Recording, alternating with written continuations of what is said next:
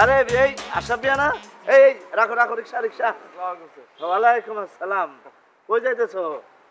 আর কোথায় যাবো স্যার, সামনে দেখি কোন দিকে যাওয়া যায়। তোমার জন্য আমার বিরাট আফসোস হয়। ঠিকই বলছেন স্যার, আবার অনেক আফসোস।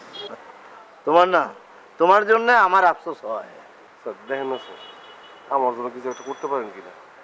ওনারা বইলা ফাইলটা ছাড়া দেন না স্যার, লাগলে কিছু দেই।